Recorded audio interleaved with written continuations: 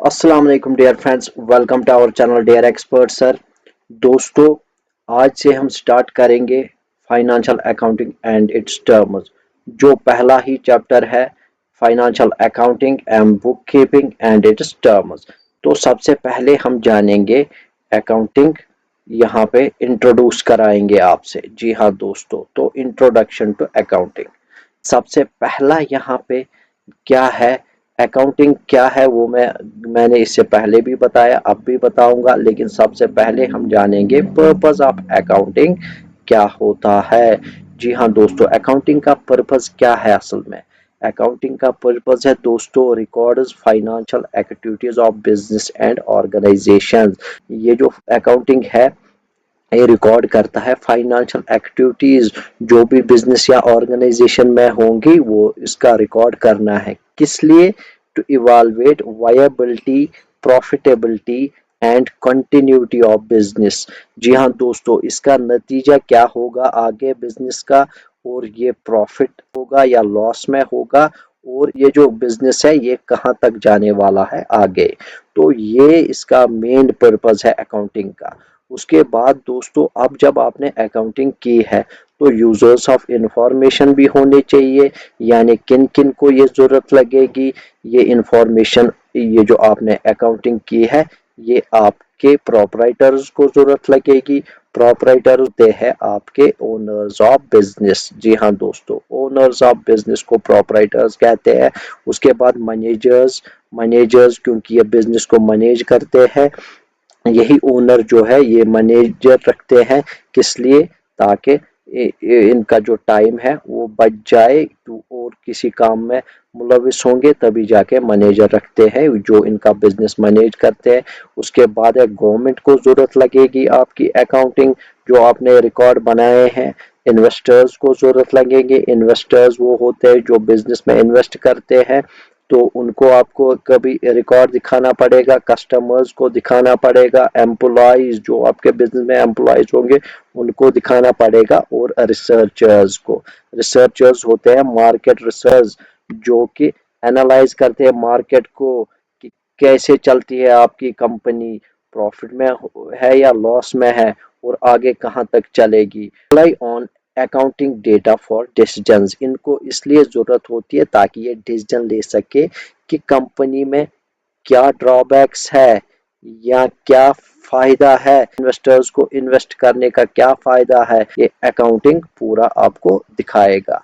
उसके बाद है दोस्तों फाइनेंस मैनेजमेंट। जी हाँ दोस्तों, ये जो अकाउंटिंग है ये किस लिए की जाती है, ताकि raising and using of funds. जी हाँ दोस्तों, फंड रेजिंग यानी कहाँ से पैसा आए और कहाँ पे यूज करना है, ये सिस्टमेटिकली डॉक्यूमेंटेड होना चाहिए। सिस्टमेटिकली मीन्स जैसे आपने कहीं से पैसा लाया तो वो कहाँ पे यूज किया, उसकी प्रॉपर अकाउंटिंग होनी चाहिए। मीन्स मेन रिसोर्स जो है ये यही फाइनेंस ही यानी पैसा ही होता है जिसे हमें ध्यान से खर्चना चाहिए। उसके बाद है दोस्तों रोल ऑफ अकाउंटेंसी। अब रोल क्या है अकाउंटेंसी का? रोल है अकाउंटेंसी का ये आपको प्रिंसिपल्स प्रोवाइड करता है। जैसे आपका जनरली एक्सेप्टेड अकाउंटिंग प्रिंसिपल्स है, जैसे आपका गोइंग कंसर्न कंसेप्ट है, बहुत सारे ऐसे मैचिंग प्रिंसिपल है। ये प्रिंसिपल्स या मेथड्स ऑफ अकाउंटिंग या प्रोसीजर्स आपको सिखाता है, आपको दिखाएगा किन के जरिए आपको चलना है, आपको आपके बिजनेस में अकाउंटिंग किन के जरिए करना है, ये आपको अकाउंटेंसी दिखाती है ताकि आप रिकॉर्ड कर सको, एनालाइज कर सको या एसेस कर सको कोई भी फाइनेंशियल एक्टिविटी। तो ये होता है इसका रोल अकाउंटेंसी का। उसके बाद अब बेनिफिट्स क्या है? बेनिफिट्स है दोस्तों यहाँ पे मेजर एफिशिएंसी। जी हाँ दोस्तों, ये आपको मदद करता है बिजनेस की एफिशिएंसी कितनी है कि, और आपकी जो है अंडरस्टैंड ऑर्गेनाइजेशनल परफॉर्मेंस यानी फाइनेंशियल परफॉर्मेंस। फाइनेंशियल परफॉर्मेंस कौन दिखाता है? आपका प्रॉफिट एंड लॉस अकाउंट। और फाइनेंशियल पोजीशन कौन दिखाता है? आपका बैलेंस शीट। ये आपको याद रखना है, फाइनेंशियल परफॉर्मेंस दिखाएगा आपका profit and loss account. And plan future activities, और इसी से आप प्लान करोगे फ्यूचर एक्टिविटीज यानी आपको आगे बिजनेस कितना ले जाना है, कैसे ले जाना है ताकि आपको ज़्यादा से ज़्यादा प्रॉफिट हो, ये आपको अकाउंटिंग सिखाएगी। उसके बाद है ये जो अकाउंटिंग है ये लैंग्वेज ऑफ बिजनेस है। जी हाँ दोस्तों, language of business. Language of business इसको क्यों कहा जाता है? क्योंकि ये कम्युनिकेट करता है financial status and operating performance. किनको?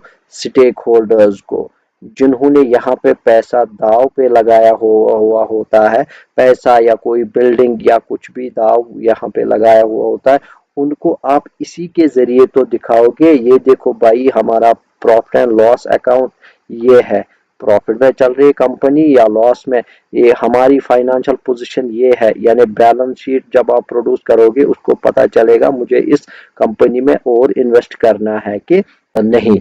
यही जो ये स्ट्रक्चर रिकॉर्ड है यही उनको यहाँ पे आपको दिखाना है। किसके जरिए आप दिखाओगे? इसी अकाउंटिंग के जरिए। जब आपने बुक्स ऑफ अकाउंट्स मेंटेन किए हुए होंगे तभी आप दिखा पाओगे, इसीलिए इसको कहते हैं लैंग्वेज ऑफ बिजनेस। उसके बाद है दोस्तों अब इंट्रोडक्शन में इवैल्यूएशन ऑफ अकाउंटिंग। जी हाँ दोस्तों, इवैल्यूएशन यानी इवैल्यू कैसे हुआ ये अकाउंटिंग। यहाँ पे कुछ की पॉइंट्स मैंने समराइज किए हैं, तो आप इनको ध्यान से देखिएगा क्योंकि ये बहुत ही इंपॉर्टेंट है। इससे एक एमसीक्यू तो आता ही आता है, आपने देखा होगा पीछे, मैं बताऊंगा कहाँ पे आया हुआ इसमें एमसीक्यू। तो दोस्तों यहाँ पे इवैल्यूएशन किसको कहते हैं? Evaluation means time time to time develop होना।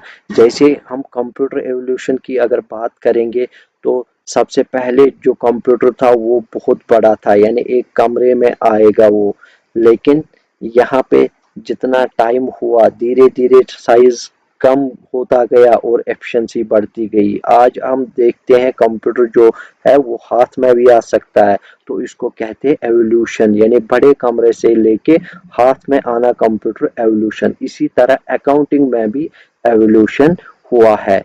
एंशंट अगर हम बात करेंगे एंशंट इंडिया की, अगर आपने एक चाणक्य था जिसका नाम है कौटिल्य, ये फाइनेंस मिनिस्टर रह चुका है चंद्रगुप्त मौर्य के पीरियड में। तो इसने यहाँ पे जो है इनके रिकॉर्ड्स, जो इसने रिकॉर्ड्स मेंटेन किए थे उनसे हम पता पता कर सकते हैं अकाउंटिंग क्या होता है। उसके बाद आई फिर स्टीवर्डशिप अकाउंटिंग। स्टीवर्डशिप अकाउंटिंग किसको हम कहेंगे? स्टीवर्डशिप अकाउंटिंग कहेंगे पहले बड़े बड़े लैंडलॉर्ड्स होते थे, उनको टाइम नहीं आता था अपने बिजनेस मेंटेन करने के लिए, तो वो एक अकाउंटेंट को रखते थे। वो क्या करते थे, इनकी जो वेल्थ थी, दौलत थी, उसको मैनेज करते थे, कहाँ पे कितना खर्च करना है। इसको माना जाता है आपका रूट ऑफ अकाउंटिंग। इसी में से एक एमसीक्यू पूछा गया, रूट ऑफ अकाउंटिंग किसको बोला जाता है? तो इसी को बोला जाता है स्टीवर्डशिप अकाउंटिंग को। उसके बाद दोस्तों ट्वेल्थ सेंचुरी में क्या हुआ? यहाँ पे भी records of debit and credit found. इनके रिकॉर्ड से भी पता चलता है हमें अकाउंटिंग की जाती थी पहले ही। उसके बाद है दोस्तों 1494 में आया ल्यूका पैकोली जो कि इटली का था। तो उसने क्या किया, उसने यहाँ पे double entry book keeping system जो है वो इंट्रोड्यूस किया, इसीलिए इसको बोला जाता है फादर ऑफ मॉडर्न अकाउंटिंग। किसको? ल्यूका पैकोली को। तो डबल एंट्री पहले, इससे पहले सिंगल एंट्री की जाती थी, अब डबल एंट्री क्या होता है? यानी डबल एंट्री मीन्स जो एक चीज डेबिट होगी वो उतनी ही डेबिट होगी जितनी की दूसरी चीज क्रेडिट होगी। उसके बाद है दोस्तों 18th और 19th सेंचुरी में जब इंडस्ट्रियल रेवोल्यूशन आया तो जॉइंट स्टॉक कंपनी जो है उनका यहाँ पे राइज हुआ है, वो बढ़ गई है ज्यादा से ज्यादा, तो उनको डिटेल्ड फाइनेंशियल इंफॉर्मेशन की जरूरत होती थी। तो उसी में आया financial accounting system. Financial accounting system यहाँ पे वजूद आया। उसके बाद 20th सेंचुरी में क्या हुआ? इसका emerge of management accounting. Management accounting किस लिए? ताकि डिसीजन मेकिंग के लिए। जी हाँ दोस्तों, मैनेजमेंट मीन्स जो भी बिजनेस मैनेज करेगा उनकी अकाउंटिंग यहाँ पे करना। उसके बाद है दोस्तों 21st सेंचुरी में क्या हुआ? बिजनेस को और ग्रोथ लग गई यानी और बढ़ गया बिजनेस, तो आ गए यहाँ पे सोशल रेस्पॉन्सिबिलिटी अकाउंटिंग। जी हाँ दोस्तों, जब बिजनेसमैन ने ज़्यादा से ज़्यादा यहाँ पे प्रॉफिट कमाया, पैसा कमाने के साथ साथ उसको दिमाग में आ गया कि मुझे कुछ सोसाइटी के लिए करना पड़ेगा। जैसे उन्होंने पुअर पीपल या माइनॉरिटीज़ के लिए यहाँ पे सोचा, या एनवायरनमेंट इम्पैक्ट कैसा पड़ेगा हमारे बिजनेस से, उसमें भी यहाँ पे उन्होंने सोचा है। तो इसीलिए उनकी जो सोशल रिस्पॉन्सिबिलिटी है वो बढ़ गई है, तभी जाके सोशल रिस्पॉन्सिबिलिटी अकाउंटिंग होती है। एरा, मॉडर्न एरा जो है ये हर किसी के लिए महत्वपूर्ण बन गया। हर किसी बिजनेस में जो है इसने अहम रोल अपनाया। जैसे आप देखते हो, अगर कोई भी छोटा सा भी दुकानदार होगा, वो भी ऐप के जरिए आपको भेजता है कि इतना आपने दिया था इस टाइम, तो अब इतना बच गया, इतना बैलेंस रह गया। तो वो किसके जरिए? ऐप के जरिए। तो उनके लिए भी ये एसेंशियल बन गया। थी एवोल्यूशन, यानी कहाँ से लेके कहाँ तक, कहाँ कहाँ पे रिकॉर्ड पाए जाते हैं, ये बहुत ही इंपॉर्टेंट है दोस्तों। सिर्फ मैं आपको एग्जाम पॉइंट ऑफ व्यू के लिए पढ़ा रहा हूँ, बाहर मैं बिल्कुल भी नहीं जाऊंगा, वही पॉइंट्स पढ़ाऊंगा जो आपके एग्जाम में इंपॉर्टेंट होंगे। तो दोस्तों उसके बाद है यहाँ पे, अब है डेफिनेशन। जी हाँ दोस्तों, definition and meaning of accounting. की पॉइंट्स में सिर्फ मैं यहाँ पे की पॉइंट्स आपको पढ़ाऊंगा। तो सबसे पहला है सिस्टमेटिक प्रोसेस। जी हाँ दोस्तों, सिस्टमेटिक प्रोसेस है ये अकाउंटिंग। तो इसका माने क्या है यहाँ पे दोस्तों? अकाउंटिंग का माने है identifying, measuring, recording, classifying, summarising, interpreting and communicating financial information. तो दोस्तों यहाँ पे मैं आपको इन डेप्थ समझाऊंगा आइडेंटिफाई कैसे करना है और क्या करना है, फिर मेजरिंग, फिर रिकॉर्डिंग, ऐसे ही मैं आपको वन बाय वन सिखाऊंगा। देखिए दोस्तों, यहाँ पे सबसे पहले आइडेंटिफाई। आइडेंटिफाई मीन्स आइडेंटिफाई करना, सर्च करना कि क्या चाहिए, यानी इसका मीनिंग क्या है? Recognizing which transactions are relevant for the business. जी हाँ दोस्तों, पहचान करना कि कौन सी यहाँ पे ट्रांजैक्शंस जो है वो बिजनेस से रिलेवेंट है। जी हाँ दोस्तों, एग्जाम्पल यहाँ पे, shopkeeper notes that buying new stock of goods is a business transaction. जब एक शॉपकीपर होता है वो कोई नया माल खरीदता है, तो यहाँ पे ये जो है ये बिजनेस ट्रांजैक्शन है। लेकिन यही जो मतलब शॉपकीपर है, अगर ये अपने लिए कुछ खरीदेगा तो ये बिजनेस ट्रांजैक्शन नहीं है। तो ये पहचानना कि बिजनेस ट्रांजैक्शन कौन है हो गया आइडेंटिफाई करना। उसके बाद है मेजरिंग। जी हाँ दोस्तों, मेजरिंग मीन्स नाप करना, यानी क्या है इसका माने? Assigning monetary value to the identified transaction. अब जब आपने आइडेंटिफाई किया कि यानी बिजनेस में कुछ गुड्स आ गए, तो कितने के आ गए वो किससे पता चलेगा? वो मेजरिंग से पता चलेगा। एग्जाम्पल क्या है यहाँ पे? Shopkeeper buys goods worth rupees 10,000। तो 10,000 जो है यहाँ पे मेजर हुआ है 10,000 में। क्या हुआ मेजर? यही गुड्स। तो ये हो गया मेजरिंग। उसके बाद दोस्तों यहाँ पे है रिकॉर्डिंग। उसके बाद जब आपने मेजर किया उसके बाद क्या करोगे? रिकॉर्ड। रिकॉर्डिंग की क्या मीनिंग है? Entering the major transactions into books of accounts. Major transactions अब यहाँ पे जो है यानी यही 10,000 आप बुक्स ऑफ अकाउंट्स में एंटर करोगे क्रोनोलॉजिकल ऑर्डर में। देखो क्रोनोलॉजिकल ऑर्डर मीन्स यहाँ पे एग्जांपल है रिकॉर्डिंग द रुपीज 10,000 परचेज। जो आपने खरीदे गुड्स 10,000 की, वो यहाँ पे परचेज जर्नल में यहाँ पे आपको ऑन डेट, डेट के साथ रिकॉर्ड करना है। तो हो गया आपका रिकॉर्डिंग। उसके बाद क्लासिफाइंग। क्लासिफाई कैसे करोगे दोस्तों? Grouping similar transactions into categories. यानी ये जो सिमिलर ट्रांजैक्शन यानी सेम ट्रांजैक्शन, परचेज आपने गुड्स भी किए होंगे, कुछ और भी किया होगा, या मतलब स्टेशनरी किया होगा, या कुछ भी आप जो भी परचेज करोगे तो उनको यहाँ पे क्लासिफाई करना है, यानी सभी परचेजेस जो है वो पोस्ट करेंगे हम परचेज अकाउंट में।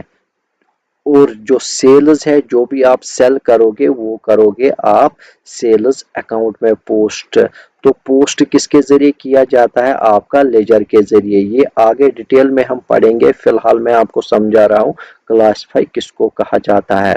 उसके बाद है दोस्तों समराइज। उसके बाद करोगे आप समराइज। समराइज कैसे करोगे? Preparing reports that show the overall financial position. वो रिपोर्ट करना है, वो रिपोर्ट प्रिपेयर करना है, वो रिपोर्ट बनाना है जो कि आपको ओवरऑल फाइनेंशियल पोजीशन दिखाएगा। ओवरऑल फाइनेंशियल पोजीशन क्या है, कैसे पता चलेगा? ट्रायल बैलेंस के जरिए। ट्रायल बैलेंस के जरिए, प्रॉफिट एंड लॉस स्टेटमेंट के जरिए ये जो है ये फाइनेंशियल पोजीशन पता चलेगा, या बैलेंस शीट के जरिए। तो दोस्तों ये हर किसी मंथ के एंड पे होना चाहिए ट्रायल बैलेंस और प्रॉफिट एंड लॉस, ताकि यहाँ पे हमें पता चले कि हमारा जो बिजनेस है वो प्रॉफिट में चल रहा है या लॉस में चल रहा है। उसके बाद है दोस्तों इंटरप्रेटिंग। जी हाँ दोस्तों, अब जब आपने समराइज किया उसके बाद क्या करोगे? इंटरप्रेटिंग किसको कहते हैं? एनालाइज करना। जी हाँ दोस्तों, जो भी आपने डेटा समराइज किया उसको एनालाइज करना, ताकि परफॉर्मेंस क्या है बिजनेस की। तो बिजनेस की परफॉर्मेंस कैसे पता चलेगी? Profit and loss shows of profit rupees 50,000। 50,000 का प्रॉफिट आया मान लो आपकी कंपनी को, तो ये जो है interpreted as good business growth. जब आपका बिजनेस जो है प्रॉफिट कमाएगा तो ऑब्वियसली आपको क्या पता चलेगा? मेरा जो बिजनेस है वो अच्छा चल रहा है as compare to last month. पिछले महीने में मानो आपके 10,000 प्रॉफिट था, आपका 10,000 प्रॉफिट था, इस महीने में 50,000। तो इसका मतलब आपका जो बिजनेस है वो ग्रो कर रहा है। ये कैसे पता चलेगा? आपको एनालाइज करने से, इंटरप्रेट करने से। उसके बाद है दोस्तों लास्ट वाला स्टेप जो है इसमें, वो है आपका कम्युनिकेटिंग। कम्युनिकेट क्या करना है, किसको करना है? शेयरिंग द इंटरप्रेटेड रिजल्ट, जो आपने एनालाइज किया, यानी आपको पता चला पिछले महीने में इतना ही प्रॉफिट था और इस महीने में 50,000 का प्रॉफिट है।